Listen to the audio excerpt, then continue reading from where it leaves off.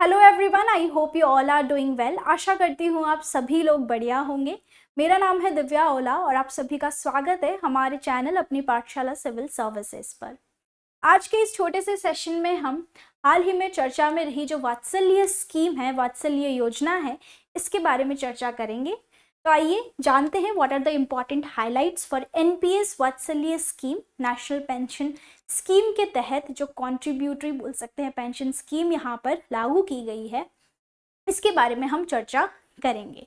तो आइए जानते हैं वात्सल्य स्कीम। ये जीएस पेपर 3 इकोनॉमी से रिलेवेंट है। क्यों न्यूज़ में रहा है? क्योंकि हाल ही में जो हमारी यूनियन फाइनेंस मिनिस्टर हैं, जो हमारी वित्त मंत्री हैं निर्मला सीतारमण जी, उन्होंने 19 सितंबर को नेशनल पेंशन जो सिस्टम है वात्सल्य, उसे यहाँ पर लॉन्च किया है। तो एनपीएस वात्सल्य के नाम से ये जाना जा रहा है, जो कि माइनर्स के लिए ये पेंशन स्कीम लाई गई है। बहुत ही प्रोग्रेसिव, इंपॉर्टेंट, पॉजिटिव स्टेप है जो लिया गया है। माइनर्स का मतलब सीधा सा है वो बच्चे जो अभी 18 साल की उम्र से कम के हैं, विच आर नॉट एडल्ट। तो ये जो स्कीम है, पेंशन स्कीम है, ये माइनर्स के लिए लॉन्च की गई है। ये कॉन्ट्रीब्यूटरी बोल सकते हैं पेंशन स्कीम है, जिसे पीएफआरडीए रेगुलेट करेगा। आगे जानेंगे हम ये कौन सी बॉडी है। तो सबसे पहले यहाँ पर निर्मला सीतारमण जी ने एक ब्रोशर यहाँ पर बोल सकते हैं सबके सामने लाया गया था, जिसमें एनपीएस जो वात्सल्य स्कीम है इसके बारे में, इसकी जो विशेषताएं हैं वो बताई गई थी।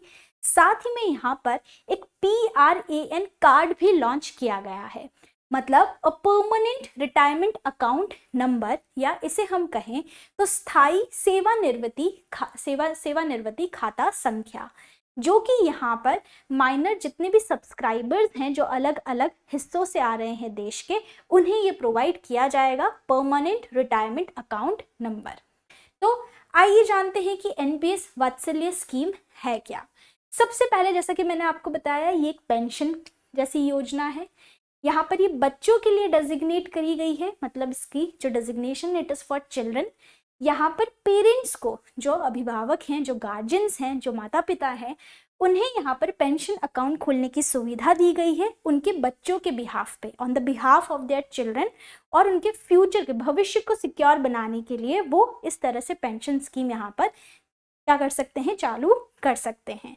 और कंट्रीब्यूशन जो बेनिफिट होंगे, जो भी आप कंट्रीब्यूट करेंगे, जो भी आप पैसा डालेंगे, वो कंपाउंड इंटरेस्ट के तहत यहाँ पर आपको रिटर्न्स मिलेगा।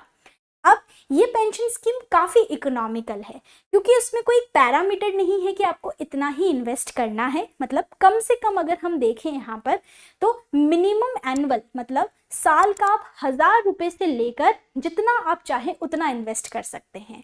तो कोई भी मैक्सिमम लिमिट नहीं है इन्वेस्टमेंट की। मिनिमम एनुअल कॉन्ट्रीब्यूशन, मतलब साल का अगर आप करना चाहें तो 1000 रुपये मिनिमम अमाउंट है, जो कि काफ़ी इकोनॉमिकल रहता है। अब इस स्कीम का उद्देश्य क्या है? What is the objective?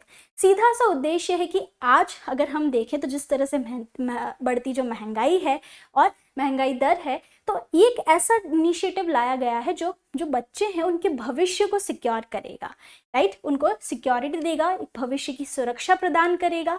और भारत के पेंशन जो सिस्टम है उसमें भी एक ये काफ़ी अच्छा स्टेप है जो लिया जा रहा है। अब ये जो योजना है ये रन करेगी under pension fund regulatory and development authority, जिसे हम एब्रीविएशन में PFRDA से भी जानते हैं। तो यहाँ पर अगर हम बात करें तो पेंशन फंड नियामक और विकास प्राधिकरण के तहत इस स्कीम को रेगुलेट किया जाएगा। अब ये बॉडी क्या है? तो एक रेगुलेटरी बॉडी है जो ओवरऑल बोल सकते हैं सुपरविजन करती है और रेगुलेट करती है जितनी भी पेंशन योजनाएं हैं। ये मिनिस्ट्री ऑफ फाइनेंस के तहत आपकी ऑपरेट करती है। और PFRDA की स्थापना 2003 में जो भारत सरकार की ओएसिस रिपोर्ट आई थी उसके तहत बोल सकते हैं, उसकी सिफारिश के आधार पर यहाँ पर इस बॉडी की बोल सकते हैं इस बॉडी को एस्टैब्लिश किया गया था। और ये जो PFRDA है ये अभी पहले हमने जो नेशनल पेंशन स्कीम या न्यू पेंशन स्कीम के नाम से जो यहाँ पर स्कीम लाई गई थी उसका भी हिस्सा था। तो यहाँ पर PFRDA के बारे में मैंने आपको बताया। और क्या है वात्सल्य योजना? अब अगर हम बात करें कि क्या एलिजिबिलिटी है, मतलब कौन कौन इसके लाभार्थी बन सकते हैं, कौन इनमें इन्वेस्ट कर सकते हैं, तो सबसे पहले जो भी माइनर सिटीजन है, माइनर का मतलब जिनकी उम्र 18 साल से कम है, अकाउंट उनके नाम पे खुलेगा जो भी माइनर है, बट ऑपरेट मतलब कौन इसे चलाएगा, तो या तो उनके पेरेंट या उनके गार्जियन। जो लाभार्थी होंगे वो माइनर ही होंगे जिनके नाम पे यहाँ पर अकाउंट खोला जाएगा। और स्कीम जो है वो अलग अलग सोर्सेज से यहाँ पर आप बोल सकते हैं इसमें इन्वेस्ट कर सकते हैं, जो कि PFRDA रेगुलेट करेगा। PFRDA जैसा कि मैंने आपको बताया, जो पेंशन फंड नियामक और विकास प्राधिकरण जो अथॉरिटी है, वो यहाँ पर जो भी प्लेटफॉर्म को रेगुलेट कर रही है उसके तहत आप इस पेंशन स्कीम को क्या कर सकते हैं, लॉन्च कर सकते हैं। चाहे वो बैंक्स हो, इंडिया पोस्ट हो, पेंशन फंड और ऑनलाइन प्लेटफॉर्म हो, इनके तहत आप इस पेंशन स्कीम में लाभ उठा सकते हैं। जैसे कि मैंने आपको बताया कि आप 1000 रुपये का कंट्रीब्यूशन मिनिमम यहाँ रख सकते हैं और मैक्सिमम मतलब ज़्यादा से ज़्यादा इन्वेस्टमेंट की यहाँ पर कोई भी लिमिट नहीं रखी गई है। इसके बाद अगर हम बात करें तो जो बॉडी है PFRDA, ये अलग अलग प्लेटफॉर्म्स प्रोवाइड करेगा गार्जियन को इन्वेस्ट करने के लिए। वो GSEC भी दे सकता है, जो भी गवर्नमेंट सिक्योरिटीज़ हैं, कॉर्पोरेट डेट हो गया, इक्विटी हो गया, अलग अलग सेक्टर्स में जो आपका मन करे आप उसमें इन्वेस्ट कर सकते हैं। और अगर 18 साल का एक बार माइनर पहुंच जाता है, मेजॉरिटी वाली एज आ जाती है, तो ऑटोमेटिकली ये जो स्कीम है अगर आप चाहें तो ये ऑटोमेटिकली NPS वाला जो सिस्टम है, नॉर्मल NPS अकाउंट, उसमें भी कन्वर्ट हो जाएगी। तो अब ये समझते हैं कि इस वात्सल्य स्कीम में आप कंट्रीब्यूट कर सकते हैं। अलग अलग बॉडीज़ हैं जिनमें आप बोल सकते हैं जो रेगुलेट कर रही हैं, अलग अलग तरीके हैं जिनमें आप यहाँ पर इन्वेस्ट कर सकते हैं। बट अगर आपको पैसा निकालना हो तो उसके लिए क्या क्या रूल्स यहाँ पर रखे गए हैं। तो सबसे पहले जब भी जिस भी दिन से आपने इस NPS वात्सल्य योजना को शुरू किया है, तो उसके बाद 3 साल का तो लॉक इन पीरियड है, मतलब 3 साल तक तो आप पैसा नहीं निकाल पाएंगे। उसके बाद अगर आपका जो चाइल्ड है वो अंडर 18 है, राइट, तो आप उस पूरे अमाउंट का आप कितना 25% आप पैसा निकाल सकते हैं, बट वो भी कंडीशन पे। मतलब मान लीजिए कि आपने 14 साल का जब आपका बच्चा रहा है तब आपने इन्वेस्ट करना शुरू किया, तो 14, 15, 16 3 साल तक तो आप क्या नहीं कर सकते, उसे आप विड्रॉ नहीं कर सकते। 17 साल में अगर आप विड्रॉ करना चाहते हैं तो उस 3 साल में जो आपने पैसा लगाया है उसका 25% ही आप विड्रॉ कर पाएंगे। नाउ अब उसके पीछे भी कंडीशन है कि आप विड्रॉ तभी कर पाएंगे, निकाल तभी पाएंगे जब आपको उसकी पढ़ाई से रिलेटेड पैसा चाहिए हो, या उसे कोई बीमारी हो गई हो, इलनेस या कोई डिसेबिलिटी, राइट। और ये जो पैसा है ये भी आप मैक्सिमम 3 इंस्टॉलमेंट में निकाल पाएंगे। तो ये यहाँ पर सबसे पहला रूल है, अगर अंडर 18 है और आपको पैसा निकालना है, वो भी उन कंडीशंस के तहत। अगर आप 18 जो चाइल्ड है वो 18 टर्न हो जाता है तो वो रेगुलर NPS अकाउंट में अगर आप चाहें तो वो ट्रांसफ़र हो जाएगा। उसके लिए आपको नए तरीके से नो योर जो कस्टमर होता है कंप्लीट KYC कराना पड़ेगा 18 साल के होने के 3 महीने बाद ही, नॉर्मल रेगुलर NPS अकाउंट में कन्वर्ट कराने के लिए। और इस एज के बाद भी अगर हम बात करें तो एटलीस्ट 80% जो टोटल अमाउंट है आपके जो अकाउंट में पड़ा है वो एक एन्युटी प्लान में अलोकेट होगा ही होगा। और उसके बाद भी मतलब 80% तो आपका एन्युटी प्लान में चला जाएगा और सिर्फ 20% ही आप यहाँ पर विड्रॉ कर पाएंगे। तो ये एक चीज़ है यहाँ पर जो आपको ध्यान रखनी है। और एक और चीज़ कि यहाँ पर अगर आपका टोटल अमाउंट ही मतलब आपने जब भी इन्वेस्ट करना शुरू किया हो, टोटल अमाउंट आपका अकाउंट में सिर्फ 2.5 लाख या 2.5 लाख से कम है, तो 18 साल के बाद आप पूरे अमाउंट को एक साथ विड्रॉ कर सकते हैं। तो 2.5 लाख से ज़्यादा है तो 80% आपका एन्युटी में चला जाएगा, उस 20% ही आप क्या कर पाओगे, विड्रॉ कर पाओगे।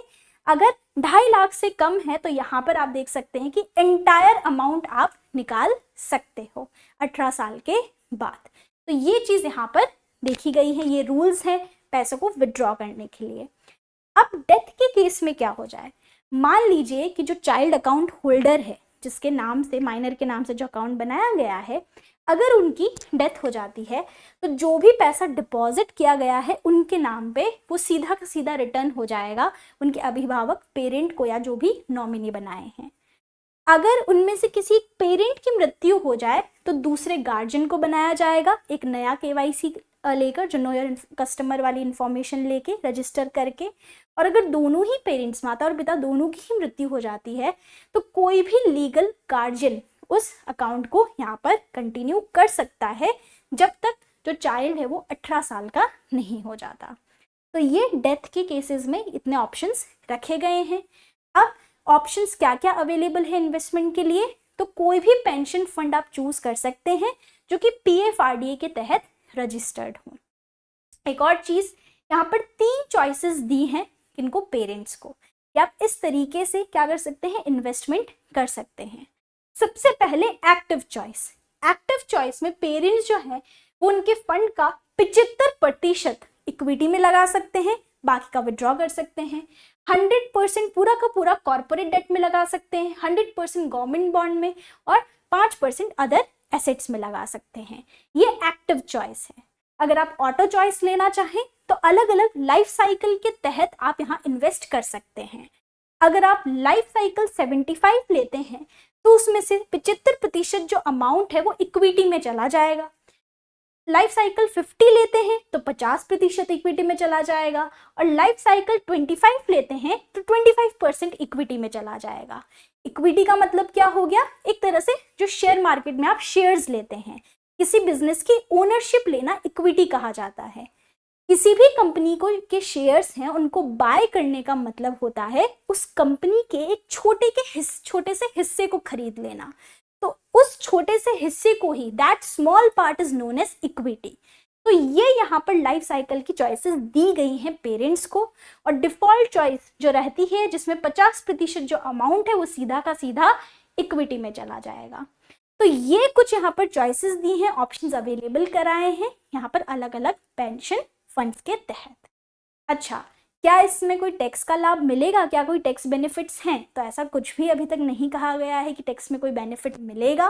बस एक तरह से भविष्य का, यहाँ पर बोल सकते हैं भविष्य की सुरक्षा के तहत यहाँ पर इस तरह की स्कीम, पेंशन स्कीम लॉन्च की गई है। अब आप अकाउंट कहाँ ओपन करा सकते हैं, तो जो PFRDA के तहत जो भी बॉडी यहाँ रेगुलेट उसके अंडर आ रही हो, चाहे वो बैंक के तहत हो, पोस्ट ऑफिस के तहत हो, कोई भी ENPS प्लेटफॉर्म हो, उसके तहत आप यहाँ पर अकाउंट ओपन करा सकते हैं।